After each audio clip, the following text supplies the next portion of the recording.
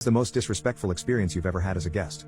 I once attended a housewarming party hosted by a friend of a friend who had just bought a new house with her newlywed husband. I was the only man at the housewarming party other than the hostess's husband and my friend, a female whom I had known for years since high school. I arrived in time to meet about 20 of the women who had come to meet the hostess and her husband and see her new luxury home, which he designed and helped build since he was an architect who specialized in ecologically friendly homes and modern buildings. I arrived with some gifts.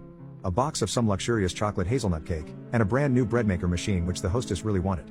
I was then directed to put the boxes in the kitchen and then proceeded to the living room where everyone was gathered for introductions and helping themselves to non-alcoholic drinks, while the food was being placed on serving plates and brought to the living room.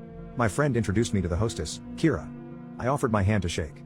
She ignored me at first, while some of the women guests interrupted to compliment her on her new home and another asked her about where she bought her couch set or something along those lines. I spoke up to introduce myself and say my name and she looked at me sideways with her eyes and said, "Just wait your turn." She continued to talk to one of her female guests and laughed, while still ignoring my hand and me. Without even being introduced or shaking hands with Kira, my friend and I just walked over to our spot in the living room while she apologized for her, saying that she's probably been very busy setting up her new home and she'll have time to talk to everyone later on. After a few minutes of chatting, Kira's husband, a very nice and quiet shy man, tapped his glass with a spoon like a bell to get started. We all bowed our heads together in prayer and blessed the housewarming party and all who came and brought gifts. Then Kira started her speeches and announcements and each guest had a chance to introduce herself and say one interesting fact about herself. When it came to my turn, Kira interrupted me and said, "We all know who you are, so let's move on to the next guest." She introduced herself before I could even finish saying my name. I stood there speechless but just smiled, not knowing what to say. My friend who brought me just held my hand and smiled at me as if to calm me from being angry.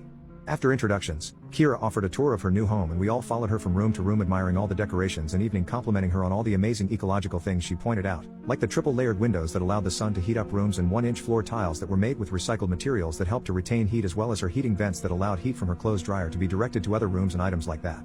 I asked some questions about various items out of curiosity and how they were ecological, and my questions were completely ignored by Kira, who clearly was bothered by my questions or perhaps hearing my voice.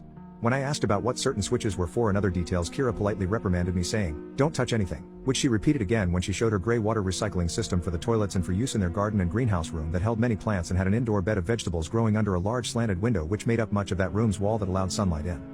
Kira's husband quietly told me about what some of the switches were for and I was impressed by the ecological alternatives and money and energy saving benefits with everything in the house.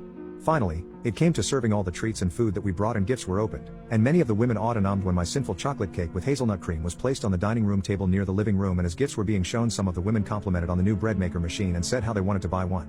I knew that Kira liked to bake things and bring them to church sales and fundraising events.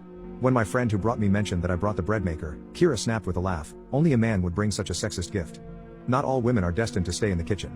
I didn't hear any thank yous, and Kira's husband spoke up and said how he loved all the varieties of bread that his own mom used to make and how she'd add nuts, raisins or berries and even add coffee or tea to make wonderful flavors of bread.